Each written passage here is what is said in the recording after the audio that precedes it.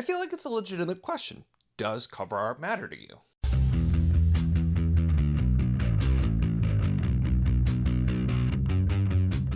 Hello and welcome to my channel. In this video, we're going to be talking about cover art. And I feel like this should be a really simple question, like, oh, of course cover art matters. But I feel like there's a lot of change in what we've seen over the years with what's normal for cover art. And also people have a lot of opinions. So I'm kind of curious and I want to talk about some examples here. So this came up for me because I was reading Empire of Crass, which I absolutely love this cover. This series in general is known for having fantastic covers, but this is just phenomenal. I absolutely love this, and it's really great. But however, this also is a series that had a change, and so that's kind of what started. Here's the Witchwood Crown, which is still really cool, but not quite as cool. Being honest, but yeah, Empire of Grass, one of my absolute favorites. Now, I've mentioned before, I'm a big fan of Michael Whelan. It's very specifically, as well as, some Darryl K. Sweet's another one that did a lot of classic stuff. But when we go from that, and then the series after Empire of Grass, we get Brothers of the Wind, which looks like this, which I will say, this is a novella, and this still actually looks pretty cool. It fits. I don't hate this, but then it's like, oh, it's too bad that we didn't get more Whalen art. But then we have Into the Narrow Dark, which is this. And the cover for The Navigator's Children, which I don't have, but is coming out yet. It's similar. It's this kind of minimalist, doesn't seem to fit super well. And to me, it's really, really annoying. But the question is, because obviously I still own these books, does cover art matter, and does consistent cover art matter? Because I do know specifically somebody who stopped getting physical copies of the series because they were that annoyed about the cover art being different, and that's something that I could definitely understand with it happening. And I'm usually the type of person that, like, if I have a choice between cover art and I can get the one that I think is a lot better, I definitely will. But I feel like you're sort of locked in, and I feel like also that's probably what publishers are counting on as well. The crazy thing is this has happened to Tad Williams before, because here is the first book, Shadow March, with Michael Whelan cover. It's got landscape, it's got characters, and then after that, the rest of the series went to this style, which is just sort of like dark buildings and stuff. And it's not like horrible by any means, but for me personally, I greatly prefer the first one, and then it also makes the look a little bit different here. It's just the entire style is sort of different. And unfortunately, I think in both cases here, it was really that sales weren't there to pay for the more expensive art. But I'm really curious with continuing series and just in general. So I will say, to play devil's advocate with myself, the changing art is not always the worst thing in the world, because, for example, sometimes it can change and it can still actually really work. So, for example, Wars of Light and Shadow, the first several books have these big character art with these scenes, and I absolutely love these covers that Janie Wirtz painted herself. But the rest of the series, starting at Storm Fortress, if you can see up here, switches to a more consistent spine, and still really beautiful in my opinion, but different. Instead of having the character art, we're focusing a little bit different. So still really beautiful covers that are consistent on the shelf. And so I like all of them, even though I really like the character art. So I think it sometimes can work for sure to do it that way. And I think part of that was to make it consistent with the UK paperbacks that were coming out as well. So, I mean, there are definitely, I'm sure there's more factors that go into it. But I honestly really think that it still works in that case.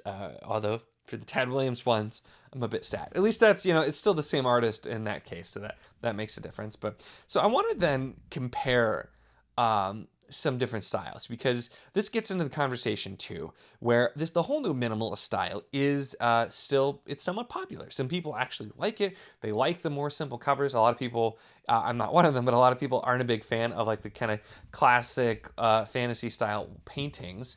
They're becoming a little bit less common. But so a general question of which, not saying anything about the books individually, but which of these is more appealing to you? So here's two book ones in a series. And we have The Shadow of What Was Lost by James Islington. Here's the spines here as well. So, and then we have Malice by John Gwynne, first book, Faithful and Fallen. This is first of Lycanius. So this, the spine, we have a sword. We have kind of some cool font. Front, we have a sword. Like, we have a little bit going on the back. But I will say, I see this. This is not immediately interesting me to pick up personally. Whereas this legitimately was originally something that I picked up because of the cover. It stood out on the spine. We got kind of a smaller version of the same art. This really stood out. I picked it up. It looked interesting. So for me, that's a big reason I picked that up. Doing a couple of other compares. So here's just two other miscellaneous novels here. So here is The Coward by Stephen Aryan and No Heart for a Thief by James Lloyd Doolan. And again, these are both ones that neither of these are ones that I picked up for the cover, but if I'm looking and I see this versus this is the one that I'm going to pick up for sure. I think Spine as well, pretty consistent with these themes as well. So for me, I think the more detailed art is there.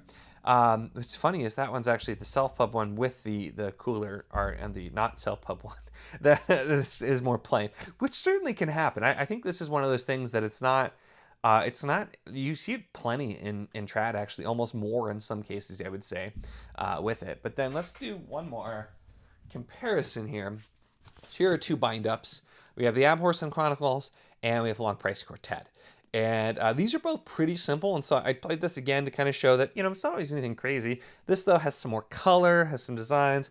The spine, this still stands out a lot more to me than this does. Granted, I bought this, so it still worked because I wanted to read it for the actual series that it is. But that's where we really get to the heart of the question, which I'm legitimately curious on, is does the cover art really matter? Obviously, if it's a cover buy, if it's something that you're going to pick up because it looks cool, then yeah, the cover art matters. But if it's a book that you're already kind of aware of or you're already potentially interested in, is the cover art really going to make a difference? Because that's what I really am getting at here. Because I don't know. Like, I'm not going to go out of my way to get a cover that I don't like, obviously. But if the only version that's available is a cover that I'm not a huge fan of, but I've heard about it, I probably am going to pick the book up. And so that's kind of the thing. It's like, is that what everyone's just banking on with these covers? That, hey, let's save money and go cheap on the cover because people will pick it up if they're interested anyway. You lose out on potential cover buys there. But most of the ones that I showed here that are kind of boring cover-wise are things I was already aware of or part of a series that I was going to be reading anyway. And so, I was going to pick it up no matter what. I've definitely had books, though, that, like I said, sometimes I'll hear about a book and somebody will say that, like, oh, it's really good. And I maybe had seen it around and never would have picked it up because it was sort of boring. And there are tons more examples that I could, look at here with books both new and old. And, there are definitely other books like Crown of Stars originally I picked up because the spines were interesting. And I wanted to know what it was about because the spines were interesting. And then there are books, here too, like I have Lightbringer and Greenbone Saga. These both have a lot of color. Neither of these are ones that I picked up for cover buys, but they're still they're doing a lot of color. And then, it's not always there. And then, for example, another interesting though is Hanuvar, which is a fantastic series. And the spine, you wouldn't know is anything special, but then we have this really cool big art here. So it can go different ways. And if you're talking spine versus cover, there's a lot that goes into it. So I'm just legitimately curious. Like I said, let me know in the comments, how important is cover art to you? And are there any of these covers that you totally disagree with me on too? Because I know that I love my classic Wheel of Time covers. I used to literally, back in the day when I would only really find books used randomly, I would pick out, I'm like, oh, that's Daryl K. Sweet cover, I'm going to grab that. And that's literally, I used to pick things out for that. So historically, it's been pretty important, but nowadays, I'm picking up a lot less things just as cover buys and a lot more things because I've heard something about them with BookTube. So yeah. So let me know your thoughts there. And that's kind of it for this one. It's just, like I said, something I was pondering on. I thought, let's make a video about it, start a conversation. So definitely let me know in the comments. Would love to hear from you. If you like this, let me know. If this is something sort of different, is this something you'd like to see? And then, of course, give it a like if you did enjoy it. Check the links in the description, as always, for the Patreon if you want to support what I do, as well as the Wizard of the Enclave Discord if you want to chat books or book covers or really anything at all. It's a lot of fun and we'd love to have you. And of course, if you enjoy my content, make sure to subscribe.